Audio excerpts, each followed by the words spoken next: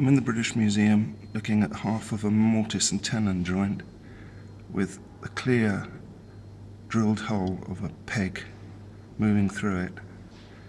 That was because this thing was made originally to be removable. This is the neck. It's carved in oak.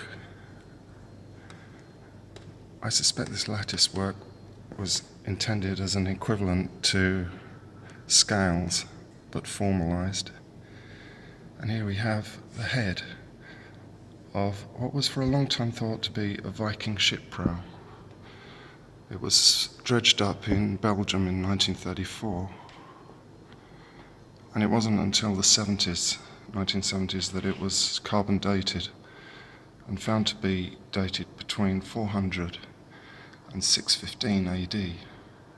So it's long pre-Viking age. It's a magnificent piece of vitality surviving from the era. And basically, I think of it, even though it's on the edge of the Anglo-Saxon rooms and is referred to in the notes as being Germanic, it comes from almost the middle of the area from which the Anglo-Saxons came. And I think of it as being an Anglo-Saxon piece of sculpture, really. It's a wonderful combination of imagination and natural observation. The beak of this creature, this dragon, possibly has got teeth. You can just see them there in silhouette. The light isn't great here. So the combination of beak and teeth is something I'm sure the sculptor, being much closer to the nature than we are, would have been aware was an anachronism. But he chose to put it in there anyway because the whole point of the piece is to be as terrifying as possible. I love these bulging eyes that are rather like Dalek elements, and the whole piece is a balance between geometry and natural form. It's carved in oak, and I think it's a tremendous piece of energized art that is worth taking a look at.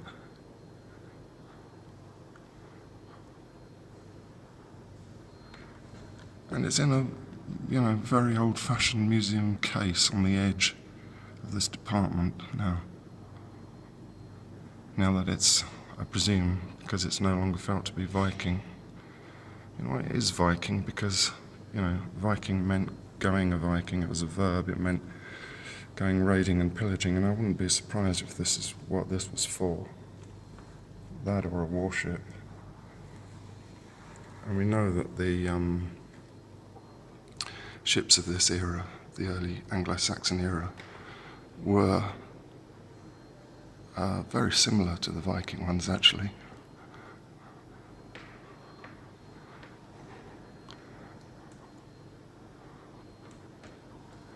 I can see, as somebody who's done a lot of sculpture, how really directly cut this has been. There's been very little smoothing and abrading afterwards.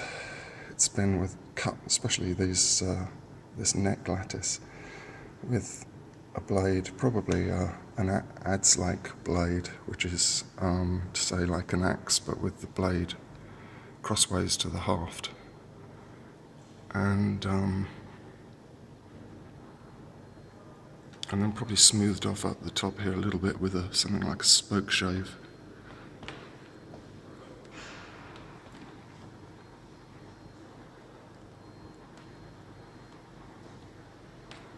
You don't get much more sense and directness of a culture and a directness of vitality and energy than this piece has, to my mind. Anyway, thanks for watching.